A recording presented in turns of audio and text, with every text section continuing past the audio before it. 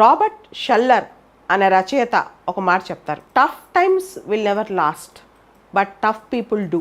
ఎప్పటికీ చీకటి, ఎప్పటికీ కష్టాలు, ఎప్పటికీ భయాందోళనలు ఉండవు. టఫ్ పీపుల్ వాటన్నిటిని దాటుకొస్తారు, వాటన్నిటిని దాటి వెలుగు చూస్తారు అని చెప్తారనమాట. మనిషికి అన్నిటికన్నా భయంకరమైనది, మనిషిని భయపెట్టేది భయం. ఎగ్జామ్ వస్తుందంటే భయం, భవిష్యత్తును తలుచుకుంటే భయం, మన భవిష్యత్తు ఎలా ఉంటుందో అని ఆలోచిస్తే భయం, మనుషులు మనతో ఎలా బిహేవ్ చేస్తారో అని తెలుసుకుంటే భయం, పాత జ్ఞాపకాలు తలుచుకుంటే భయం.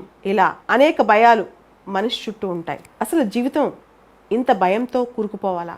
ఏ మనిషి ఎటువంటి పరిస్థితిలో ఉన్నా తన జీవితాన్ని ఇంప్రూవ్ చేసే శక్తి, చేసుకునే శక్తి అతనికి ఉంటుంది. ఇన్ఫ్యాక్ట్ పుట్టుకతో ఏ వ్యక్తి హీరో కాదు, అతనిలోని సంకల్పమే అతని హీరోని చేస్తుంది. జూలియస్ సీజర్ ఒక స్టేట్మెంట్ ఉంటుంది చాలా famous, he came, he saw and he conquered. వచ్చాడు, చూశాడు, జయించాడు అని.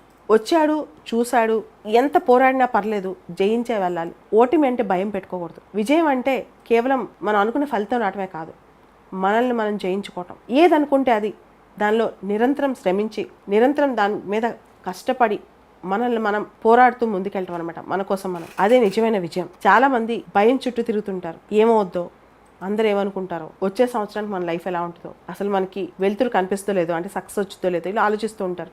ఇవన్నీ పక్కన పెట్టండి. ఇవన్నీ వచ్చినా రాకపోయినా ఏం జరుగుద్ది? మన లైఫ్లో మన జీవితం మన చేతుల్లో, మన తలరాత మన చేతుల్లోనే ఉంటుంది.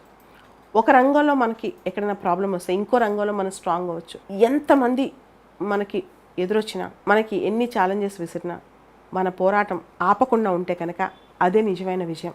జనరల్గా ఒక సవాలు వస్తేనే మనం భయపడతాం, లేదా ఒక కష్టం వస్తే భయపడతాం. అసలు భయం పక్కన పెట్టి మనకు ఒక ఛాలెంజ్ రాగానే ఒక మాట అనుకోవాలి. మీరు చూసే ఉంటారు, మగధీర సినిమాలో హీరో చెప్తాడనమాట, ఒక్కొక్కరిని కాదు 100 మందిని ఒకటేసారి పంపించి షేర్ఖాన్ అని చెప్పి, 100 కష్టాలు రాని, 100 మందికి మనం వ్యతిరేకంగా పోరాడిని, మన దమ్ము, మన ధైర్యం, మన జీవితంలో మనకున్న కలేజం మనకే ఉండాలి. అదే మనకి చాలా ఇంపార్టెంట్. మనకి ఎవరో సపోర్ట్ చేస్తారని, మనకి ఎక్కడి నుంచో సపోర్ట్ వస్తుందని అసలు ఆలోచించొద్దు.